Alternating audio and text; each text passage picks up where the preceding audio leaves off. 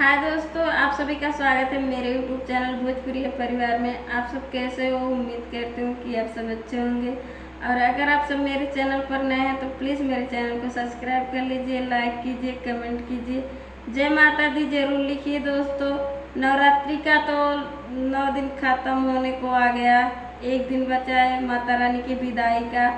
तो मैं आप सबको माता रानी के विदाई का भजन सुनाने आई हूँ, और जो कि पवन सिंह का गाना गाया हुआ है। तो अगर आप सबको मेरा भजन ये अच्छा लगे तो प्लीज़ मेरे चैनल को सब्सक्राइब कीजिएगा, लाइक कीजिएगा, कमेंट कीजिएगा। हमनी के छोड़ के नगरियानु हो कहवा जाइबू ये माई। हमनी के छोड़ के नगरियानु हो कहवा जाइबू ये माई।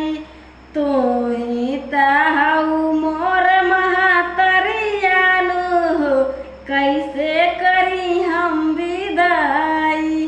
तू ही तहु मोर महतरियानु हो कैसे करी हम विदाई।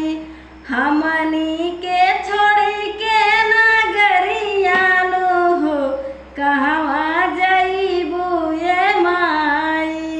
हमनी के छोड़ी के नगरियानु हो कहवा जाइबू ये माई। तू ही तहु मोर महतरियानु हो कैसे करी हम विदाई। तू ही तहु मोर महतरियानु हो कैसे करी हम विदाई। बड़ा रे जतनावा से मूर्ति बनवाली, मूर्ति बनाई हम तोह के बोलवानी। मूर्ति बनाई हम तोह के बोलवानी।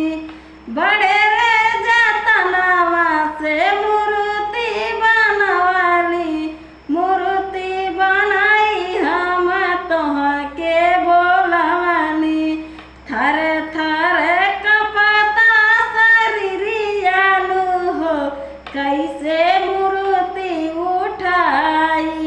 थर थर कपता शरीरियानु हो कैसे मूर्ति उठाई।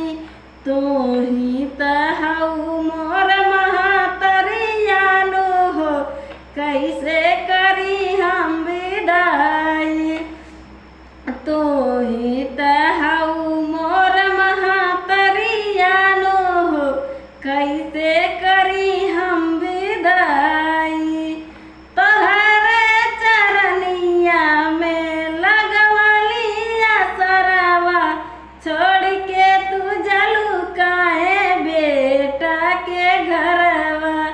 छोड़ के तू जलू काहे बेटा के घरवा। तोहरे चरनिया में लगवली असरवा, छोड़ के तू जलू काहे बेटा के घरवा। बानी गइलू आखी के पुतरियानु हो कैसे तोहे बिसराई।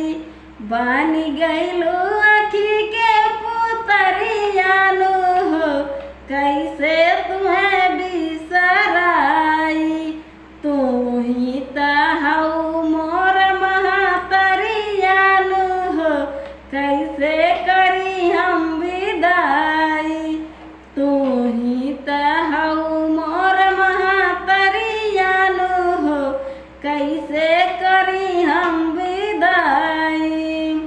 नवे दिन निरेखे में बस सुख पवानी, तोहरे चरनिया में नैया लगवानी। तोहरे चरनिया में नैया लगवानी।